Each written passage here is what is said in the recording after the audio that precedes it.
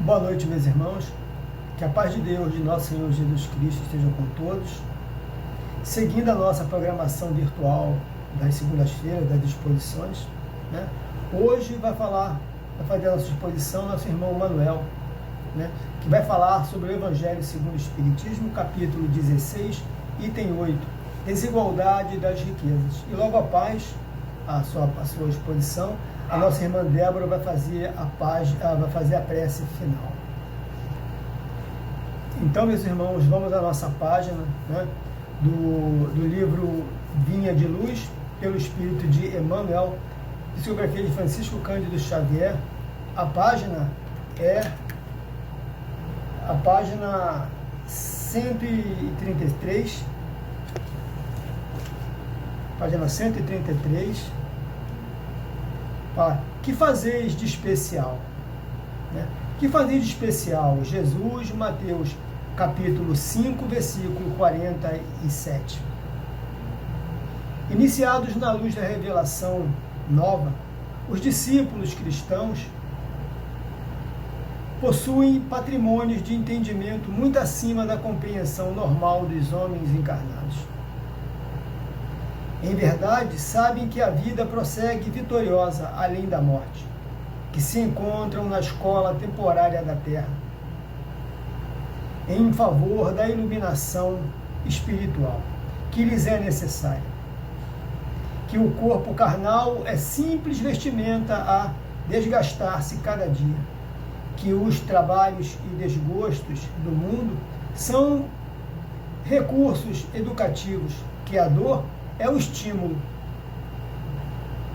às mais altas realizações. Que a nossa colheita futura se verificará de acordo com a sementeira de agora. Que a luz do Senhor clarear-nos-á os caminhos, sempre que estiver a serviço do bem. Que toda oportunidade de trabalho no presente é uma bênção dos poderes divinos. Que ninguém se acha na crosta do planeta em excursão de prazeres fáceis, mas sim em missão de aperfeiçoamento, que a justiça não é uma ilusão e que a verdade surpreenderá toda a gente, que a existência na esfera física é abençoada oficina de trabalho, resgate e redenção, e que os atos, palavras e pensamentos da criatura produzirão sempre os frutos que lhes dizem respeito, no campo infinito da vida. Efetivamente sabemos tudo isto, em face, pois, de tantos conhecimentos e informações dos planos mais altos, a beneficiarem nossos círculos felizes de trabalho espiritual, é justo ouçamos a interrogação do Divino Mestre: que fazeis mais que os outros? Bom, meus irmãos, agora vamos fazer a nossa prece inicial, né? E vamos fechar os nossos olhos e nos conectar com a espiritualidade superior, com os amigos espirituais, com Jesus Cristo e, sobretudo, Deus, nosso Pai, né? Agradecendo por mais esse momento de estarmos aqui em Tua presença, de ter essa oportunidade de nos instruir, de nos educarmos, né?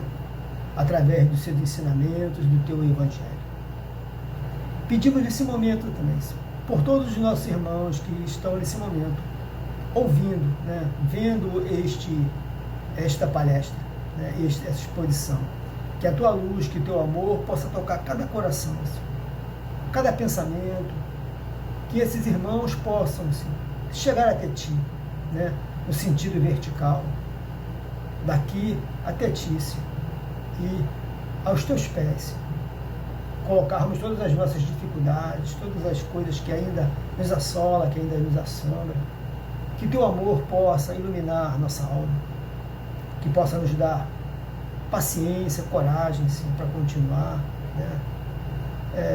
Sentimentos que possamos também compartilhar com nossos irmãos que estão à nossa volta, com nossos familiares, com as pessoas que estão no nosso trabalho, que todos possam, Senhor, através desse momento aqui, ser beneficiado também.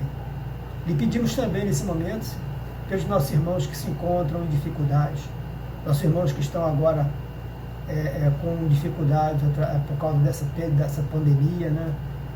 Nossos irmãos que estão doentes também, nossos irmãos que desencarnaram, né? Os seus familiares, que todos possam receber de Ti o Teu amparo, o Teu amor, Senhor, que a Tua luz se faça em todo o planeta, Senhor, que possa envolver cada irmão que nesse momento se encontra em dificuldade. Muito obrigado, Senhor. Que a Tua paz, que a Tua luz possa iluminar o estudo dessa noite, o nosso irmão Manuel, né? Que ele possa conseguir, né, de tocar o coração das pessoas que estiverem ouvindo, que possa instruir e que assim, depois desse momento, que possamos ser pessoas melhores, que possamos ter consciência maior da gente, que possamos despertar, né, para esse entendimento maior que é os Teus ensinamentos, que é nos aproximarmos de Ti através da espiritualidade, através do nosso melhoramento moral, espiritual, né? E que possamos todos estar conectados a Ti nesse momento. E, mais uma vez, logo após o nosso irmão terminar a sua exposição, a nossa irmã Débora vai fazer a nossa prece final. Fica em paz. Manel, fica à vontade, tá? E que você tenha um bom trabalho, que possamos ser tocados pela Tua palavra. Muito obrigado, Senhor, graças a Deus. Olá a todos, uma boa noite, que a paz de nosso Senhor Jesus Cristo esteja envolvendo os nossos corações neste trabalho da noite. Desde já agradecemos aí a oração, né, a participação de todos. Obrigado ao irmão Romário aí, que está na direção dos trabalhos. Muito obrigado. Que nosso Senhor Jesus Cristo nos abençoe. Irmãos, conforme já deve ter sido anunciado aí, nós vamos fazer o estudo do livro do Evangelho segundo o Espiritismo, de Allan Kardec, e nós vamos falar sobre o capítulo 16, e o nosso capítulo tem o título de Não se pode servir a Deus e a Mamon, né, que, para que a gente tenha um apanhado resumido, Mamon significa as coisas do mundo, né? Significa você está, vamos dizer assim, muito ligado apenas ao fator material, as coisas que brilham os olhos, e apenas isso, é estar servindo e não se servindo das coisas da própria riqueza. Então nós consideramos que a riqueza não é uma maldição de forma nenhuma, mas que o uso, o servir a ela especificamente, esse é o mau uso, portanto, servir a Mamon, que representaria aí como se fosse um deus, né, da moeda, o deus das coisas exageradamente materiais. E vamos aí então no item 8, onde o nome desse item é Desigualdade das Riquezas. Vamos à leitura, então, né? A desigualdade das riquezas é um desses problemas que se procura em vão resolver, se não se considera senão a vida atual. A primeira questão que se apresenta é esta: por que todos os homens não são igualmente ricos? Né? Não o são por uma razão muito simples, é que eles não são igualmente inteligentes, ativos e laboriosos para adquirir e nem moderados e previdentes para conservar. Aliás, é um ponto matematicamente demonstrado que a fortuna igualmente repartida daria a cada qual uma parte mínima e insuficiente, que, supondo-se essa repartição feita, o equilíbrio estaria rompido em pouco tempo pela diversidade dos caracteres e das aptidões que, supondo-a possível e durável, cada um tendo apenas do que viver, isso seria o aniquilamento de todos os trabalhos, né? Os grandes trabalhos que concorrem para o progresso e o bem-estar da humanidade. E que, supondo-se que que ela desse a cada um o necessário não haveria mais o aguilhão que compele às grandes descobertas e aos grandes empreendimentos úteis.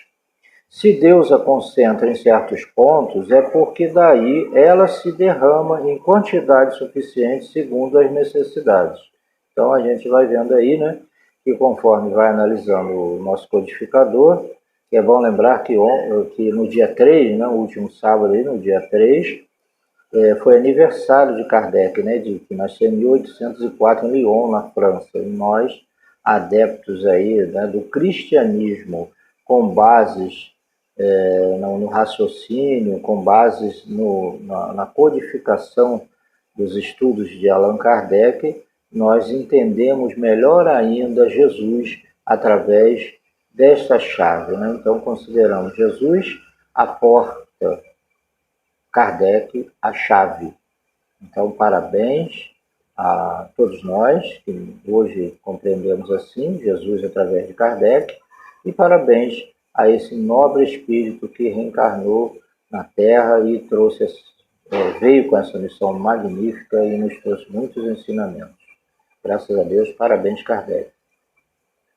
E aí, seguindo no segundo parágrafo, antes que a gente faça os nossos comentários, para ler logo todo o trecho, admitindo isso, né, que seria a divisão, pergunta-se por que Deus dá a pessoas incapazes para fazê-la frutificar para o bem de todos. Aí ainda está uma prova da sabedoria e da bondade de Deus. Dando ao homem um livre-arbítrio, quis que ele alcançasse por sua própria experiência a distinção do bem e do mal, e que a prática do bem fosse resultado dos seus esforços e da sua própria vontade. Ele não deve ser conduzido fatalmente nem ao bem nem ao mal, sem o que não seria senão um instrumento passivo e irresponsável como os animais.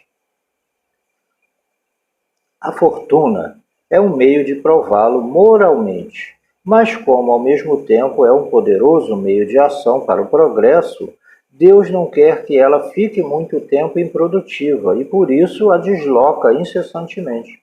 Cada um deve possuí-la para experimentar servir-se dela e provar o uso que dela sabe fazer. Mas como há impossibilidade material de que todos tenham ao mesmo tempo, que todos a tenham ao mesmo tempo, que, aliás, se todo mundo a possuísse, ninguém trabalharia, e o aprimoramento do globo, com isso, sofreria. Cada um a possui a seu turno, né?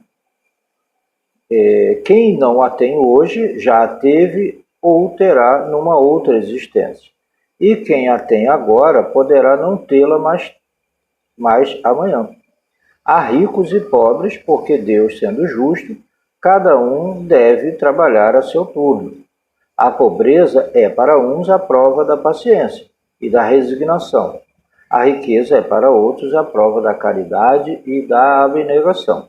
Então vamos entendendo aí, né, que Deus dá oportunidade, é claro que com uma visão mais ampla, uma visão obviamente reencarnacionista.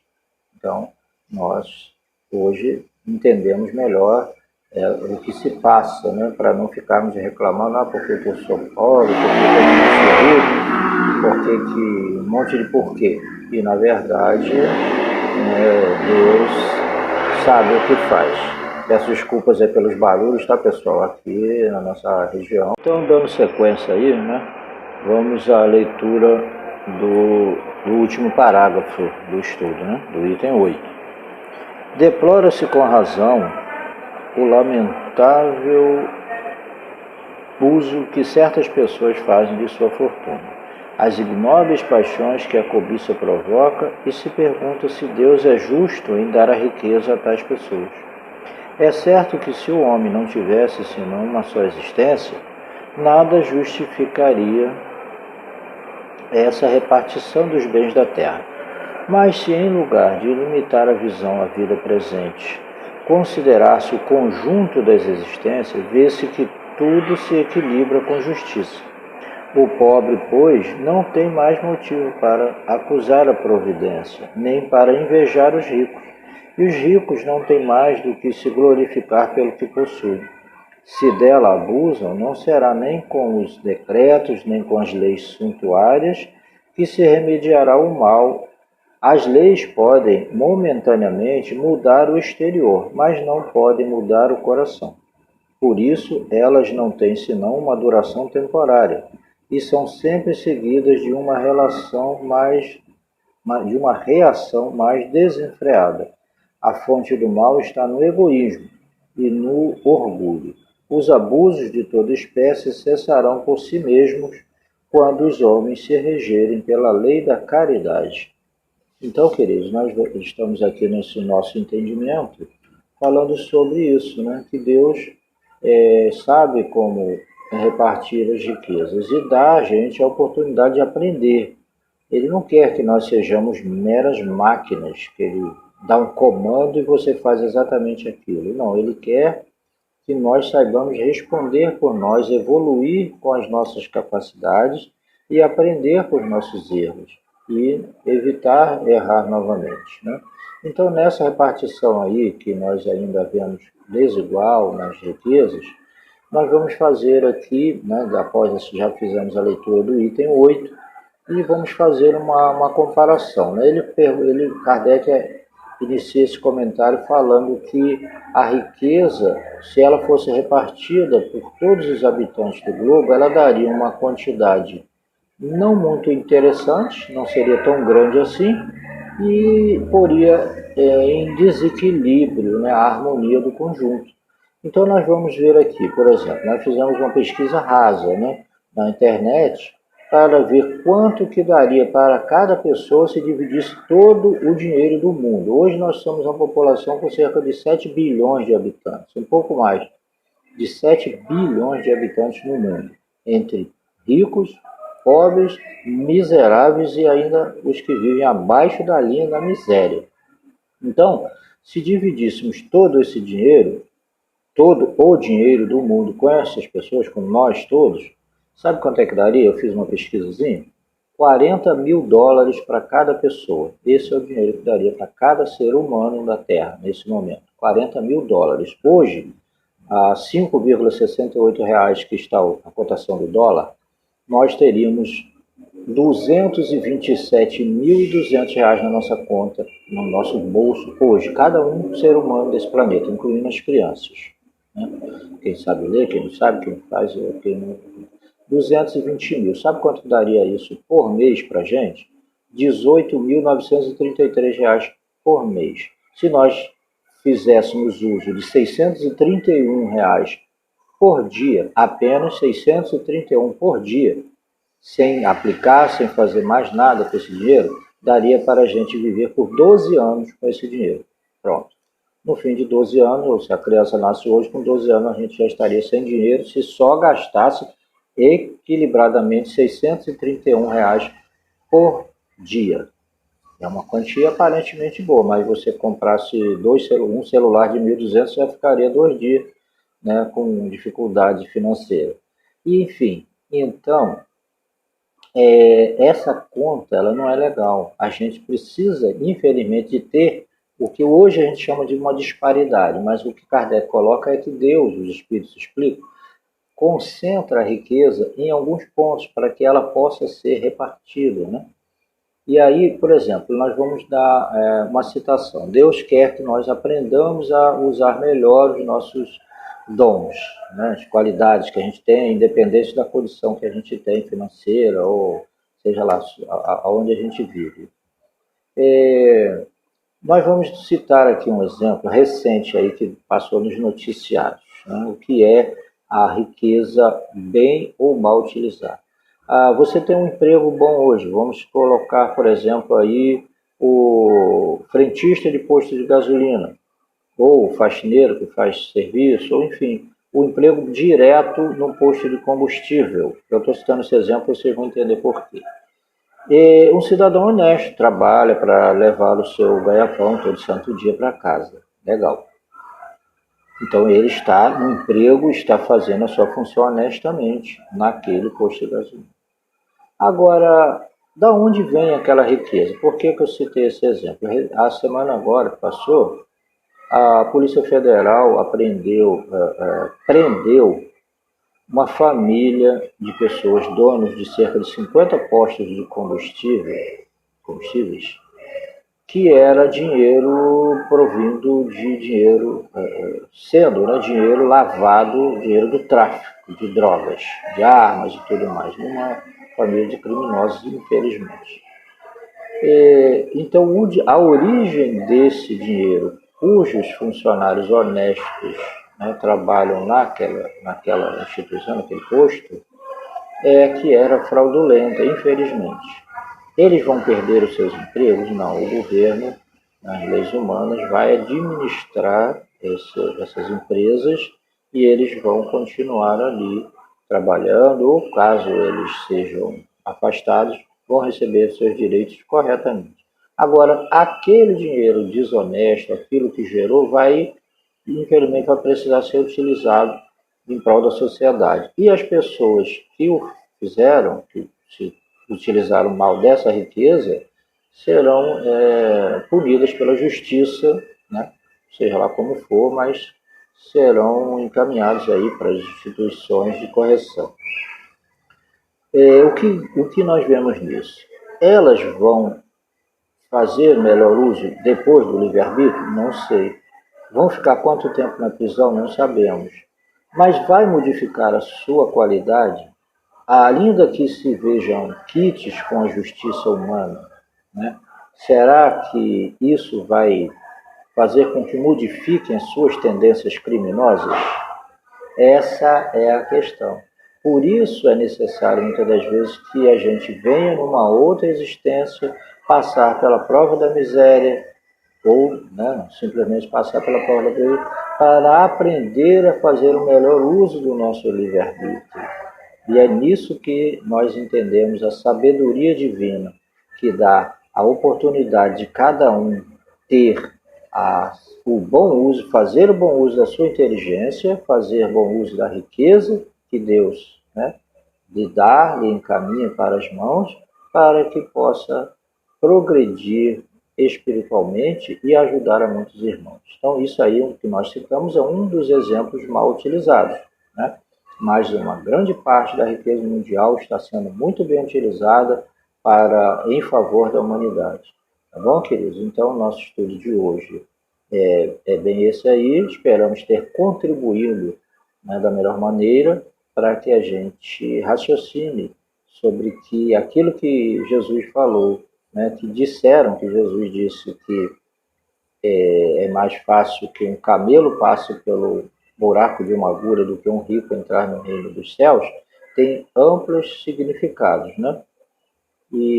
Mas, de forma alguma, Jesus amaldiçoou a riqueza. Ele disse que é difícil, mas não é impossível, porque o bom uso pode fazer a diferença, sempre faz a diferença. Você pode estar fazendo bom uso de uma carteira vazia, sabendo se manter honesto, independente da circunstância, ou pode estar fazendo mau uso dela, com ela cheia, mas pode fazer um bom uso dela também. Queridos, um abraço, uma boa noite, uma ótima semana para todos, que Jesus nos abençoe. Obrigado. E agora, a seguir, a prece com a nossa irmã Débora. Um abraço, um beijo no seu coração, irmã. Um abraço a todos, que assim seja. Vamos agradecer a Deus, agradecer a Jesus por mais essa oportunidade, por mais esse dia de vida, que tenhamos muita sabedoria, muito discernimento, que possamos auxiliar, amparar os mais próximos de nós, nossos familiares, que possamos enviar fluidos positivos para os nossos irmãos espirituais que estão nessa batalha, nesse trabalho, que possamos auxiliar as equipes dos hospitais espirituais, os hospitais físicos, que possamos enviar muita luz, muito amor, muita união, e que essa luz que vibra em cima dos nossos lares possa envolver todos os nossos vizinhos, toda a população, toda a comunidade, todo mundo, que saibamos, Senhor, aproveitar do que está acontecendo no momento, para aprendizado, como sabedoria, e que possamos ultrapassar e sairmos muito melhores do que quando nela entramos. Que tenhamos muita paz, muito amor, que envolva todos os hospitais, todos os trabalhadores, todos os enfermos, todos os estudantes que estão aí buscando, os pesquisadores, a vacina, que ela venha, Senhor, venha para auxiliar, para amparar a nossa comunidade, a nossa população. Envolva, ilumine a mente, os corações dos nossos governantes, que possa envolver a todos nós, Senhor. Agradeço por mais essa oportunidade, que possa envolver a todos os trabalhos na nossa sala, Chico Xavier de Estudos Espíritas, nossos irmãos que nos acompanham, muita luz, muita paz, Senhor. Graças a Deus, que assim seja. Graças a Deus.